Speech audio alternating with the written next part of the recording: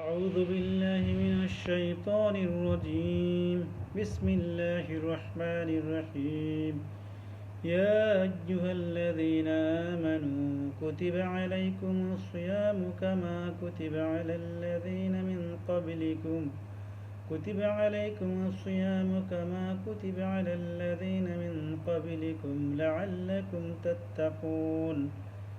অর্থাৎ হে বিশ্বাসীরা, তোমাদের উপরে রোজা ফরজ করা হয়েছে যেমন করে তোমাদের পূর্ববর্তীদের উপরে ফরজ করা হয়েছিল, যাতে তোমরা আল্লাহর সচেতন হতে পারো। সম্মানিত দর্শক শ্রোতা মণ্ডলী, আমি আপনাদের সম্মুখে সূরা বাকারার 183 নম্বর আয়াত তিলাওয়াত করেছি।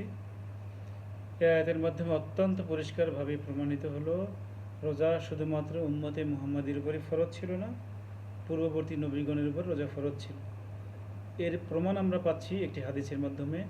মহানবী হজরত মুহাম্মদ সাল্লাল্লাহু আলাইহি ওয়াসাল্লাম যখন মদিনাতে হিজরত করেন, সেখানে তিনি প্রতি মাসে 3টি এবং আশুরার দিনই রোজা রাখতেন তিনি।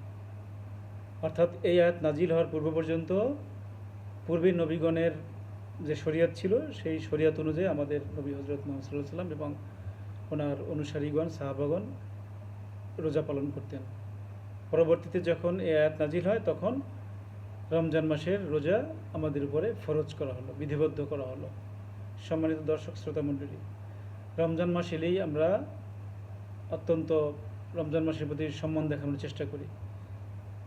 তো রমজান মাসের যে সম্মান, সেটা কি শুধু রোজার কারণে কিনা? না শ্রোতা মণ্ডলী, রমজান মাসের সম্মান প্রকৃতপক্ষে কুরআনের কারণে, মহাগ্রন্থ আল কুরআনের কারণে। কারণ এই রমজান মাসেই মহাগ্রন্থ আল কুরআন নাজিল হয়েছে। এর প্রমাণ হচ্ছে সূরা কদর। সেখানে আল্লাহ তাআলা বলেছেন, বিসমিল্লাহির রহমানির রহিম, ইন্না আনজালনাহু ফি লাইলাতিল কদর, নিশ্চয়ই আমরা একে এ রাতে নাজিল করেছি। একে মানে কুরআনকে। তাহলে অত্যন্ত পরিষ্কারভাবে এটা আমরা বলতে পারছি যে রমজান মাসেই এবং লাইলাতুল কদরে পবিত্র কুরআন নাজিল হয়েছে। তাহলে রমজান মাসকে যদি আমরা সম্মান করতে চাই, তার আমাদেরকে কিন্তু কোরআনকে সম্মান করতে হবে। কারণ রমজান মাসের মর্যাদা হয়েছে শুধুমাত্র কোরআনের কারণে। তাহলে কোরআনকে সম্মান করার পদ্ধতি হচ্ছে কোরআনকে ভালোবাসতে হবে। আর এই ভালোবাসা মানে কিন্তু শুধুমাত্র আরবি অনুবাদ, আরবি তেলাওয়াত করে সাদা কাপড়ে পেঁচিয়ে চুমু দিয়ে আবার একে সেলফে তুলে রাখাই কিন্তু এর ভালোবাসা না, এর সম্মান দেখো না কেন হয় না। কিন্তু প্রকৃতপক্ষে কোরআনকে সম্মান করতে হলে কিন্তু এর জ্ঞান অর্জন করতে হবে, কারণ এটি একটি ব্যবহারিক গ্রন্থ। ব্যবহারিক গ্রন্থের প্রকৃত মর্যাদা তখনই দেখানো হয় যখনই এর থেকে জ্ঞান অর্জন করা হয় এবং সেই জ্ঞানকে বাস্তব জীবনে প্রয়োগ করা হয়। তো যদি আমরা কোরআনকে অধ্যয়ন করি, তাহলে রমজানকে কিন্তু আমাদের সম্মান দেখানো হবে। সম্মানিত দর্শক শ্রোতা মণ্ডলী, আমরা যারা আরবি তেলাওয়াত করতে পারি, তারা আমরা আরবি তেলাওয়াতের পাশাপাশি যেন অবশ্যই বাংলাটাও যেন একটু পড়ে নিই আমরা। কারণ না হলে শুধুমাত্র আরবি তেলাওয়াত করলে আমরা কিন্তু বুঝতে পারবো না যে এর ভেতরে কি আছে, কিচ্ছু আমরা জানতে পারবো না এবং কোনো কাজে লাগছে না। দর্শক শ্রোতা মণ্ডলী, গাধা যে পুস্তকের বোঝা বহন করে, গাধা কি জানে যে পুস্তকের ভেতরে কি লেখা আছে? নিশ্চয়ই জানে না। তাহলে আমরা যদি শুধুমাত্র কোরআন মুখস্থ করি, হাফেজ হয়ে যায় বা তেলাওয়াত করি, কিন্তু আল্লাহ তাআলার ভেতরে কি আদেশ করেছেন, কি নিষেধ করেছেন আমরা কিচ্ছু যদি না জানতে পারি, তাহলে কিন্তু এই কোরআন মুখস্থ করা, হাফেজ হওয়া কিংবা তেলাওয়াত করা কিন্তু কোনো মূল্য আছে বলে আমার কাছে মনে হয় না। তাহলে আমাদেরকে অবশ্যই আরবি তিলাওয়াতের পাশাপাশি আমাদেরকে বাংলা অনুবাদও পড়তে হবে। তাহলে যারা আমরা আরবি তিলাওয়াত পড়তে পারি, তিলাওয়াতের পাশাপাশি আমরা যেন বাংলা অনুবাদটাও যেন করি আমরা। আর যারা আমরা আরবি তিলাওয়াত করতে পারি না, তারা অবশ্যই যেন শুধুমাত্র বাংলা অনুবাদটা পড়ি, তাহলেও কিন্তু আমরা কোরআনের যে ন্যূনতম জ্ঞান সেটা কিন্তু আমরা অর্জন করতে পারবো। সম্মানিত দর্শক শ্রোতা মণ্ডলী, মানুষের জীবন পরিচালনার একটি গাইডলাইন হচ্ছে মহাগ্রন্থ আল কুরআন।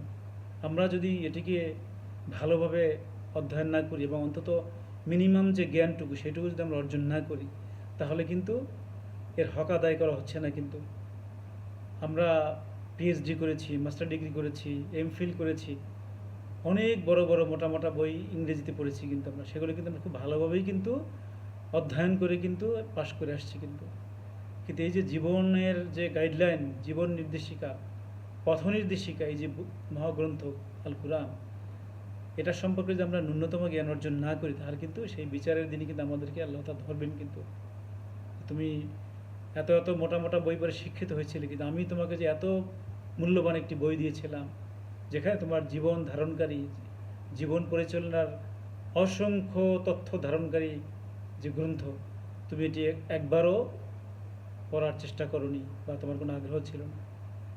তাহলে দর্শক শ্রোতা আমাদের কিন্তু এই রমজানের হক আদায় করতে হলে কিন্তু অবশ্যই অবশ্যই কোরআনকে আমাদেরকে অধ্যয়ন করতে হবে, কোরআনের জ্ঞান অর্জন করতে হবে। তা না হলে কিন্তু আমাদের রমজান পালন করা হচ্ছে কিনা খুবই চিন্তার বিষয়, কিন্তু খুবই চিন্তার বিষয় আমাদের। দর্শক শ্রোতা মণ্ডলী, আল্লাহ তাআলা যে রোজা ফরজ করলেন, এর পেছনে কিন্তু নিশ্চয়ই সুনির্দিষ্ট কারণ রয়েছে। কিন্তু কারণ আল্লাহ তাআলা বলেছেন সূরা সাওয়াদের ২৭ নম্বর আয়াতে যে মহাবিশ্ব এবং পৃথিবী, মহাবিশ্ব এবং পৃথিবী এর মধ্যখানে কোনো কিছু আল্লাহ তাআলা বিনা উদ্দেশ্যে সৃষ্টি করেননি। যারা ধারণা করে আল্লাহ তাআলা বিনা উদ্দেশ্যে এগুলো সৃষ্টি করেছে, তারা কাফের এবং তাদের স্থান জাহান্নাম। তাহলে এটা পরিষ্কার যে রমজানের সুনির্দিষ্ট উদ্দেশ্য রয়েছে। তাহলে কী সেই উদ্দেশ্য? রমজানের সেই উদ্দেশ্য হচ্ছে আল্লাহ তাআলা এমন মানুষ বানাতে চান রমজানের মাধ্যমে, যারা পেটের ক্ষুধা এবং জৈবিক চাহিদা থাকলেও সেটিকে রমজানের কারণে তারা সেটি করবেন না, রমজানের প্রতি সম্মান দেখিয়ে। এবং এই যে মানসিকতা তৈরি হলো, এই মানসিকতা তৈরির মাধ্যমে আল্লাহ তাআলা কোরআনে যে সমস্ত কথা বলেছেন সেগুলো মেনে চলতে হবে। কোরআনের আদেশ নিষেধ আমাদেরকে মেনে চলতে হবে। আল্লাহ তাআলা তেমন ধরনের আল্লাহ সচেতন মানুষ তৈরি করতে চাচ্ছেন। এটাই হলো রমজানের শিক্ষা। আশা করি আমরা রমজান থেকে শিক্ষা নিয়ে আমাদের জীবনে আমরা বাস্তবায়ন করার চেষ্টা করব। রমজান থেকে আমরা শিক্ষা নেব এবং আমাদের নিজেদের জীবনে সেটি বাস্তবায়ন করব। দর্শক শ্রোতা মণ্ডলীর আরেকটি বিষয় আপনাদের সামনে আলোকপাত করতে চাই। সেটি হচ্ছে যে রাসূল সাল্লাল্লাহু আলাইহি ওয়াসাল্লাম বলেছেন, যে ব্যক্তি মিথ্যা আচরণ এবং মিথ্যা কথা বলা ছাড়তে পারেনি, তার পানাহার না করাতে আল্লাহর কোনো প্রয়োজন নেই। কি সাংঘাতিক কথা! আপনি রোজা রাখছেন, না খেয়ে আছেন, সারাদিন উপোস আছেন, কিন্তু আপনি মিথ্যা কথা বলছেন। মিথ্যা কথা মানে হলো কোরআনের বিপরীত যত কথা আছে সবই মিথ্যা কথা। মিথ্যার একটি সাধারণ সংজ্ঞা হচ্ছে কোরআনের বিপরীত সকল কথা মিথ্যা কথা। তাহলে কোরআনের বিপরীত কথা কি? কোরআনের বিপরীত কথা হচ্ছে কোরআনে যত রকম আদেশ নিষেধ আছে সেগুলি বিপরীত কাজ করাই হচ্ছে মিথ্যা কথা। মিথ্যা আচরণ ঠিক তেমনই। আল্লাহ তাআলা যে সমস্ত আচরণ করতে নিষেধ করেছেন, সেই আচরণগুলো যদি করি আমরা, তাহলে সেটা মিথ্যা আচরণ। গীবত করা যাবে না, পরনিন্দা করা যাবে না, অন্যের ক্ষতি করা যাবে না, অন্যকে কথা দিয়ে কষ্ট দেওয়া যাবে না, অন্যের সম্পদ অবৈধভাবে ভোগ করা যাবে না। এগুলি সবই মিথ্যা আচরণ। এগুলো তাহলে আমরা রোজাও রাখছি, আবার মিথ্যা আচরণ করছি, মিথ্যা কথা বলছি, তাহলে আমাদের রোজা কিভাবে কবুল হবে? খুবই চিন্তার বিষয়, খুবই চিন্তার বিষয়। দর্শক শ্রোতা মণ্ডলী, আশা করি আমরা এই কথাগুলি মনে রেখে আমরা আমাদের রোজা পালন করার চেষ্টা করব। নাহলে কিন্তু আমাদের রোজা কিন্তু হবে না, অত্যন্ত পরিষ্কার। দর্শক শ্রোতা মণ্ডলী, আপনারা ভালো থাকুন, সুস্থ থাকুন। আশা করি রমজানের শিক্ষা নিয়ে আমরা আমাদের জীবন পরিচালনা করব ইনশাআল্লাহ। আসসালামু আলাইকুম ওয়া রাহমাতুল্লাহি ওয়া বারাকাতুহু।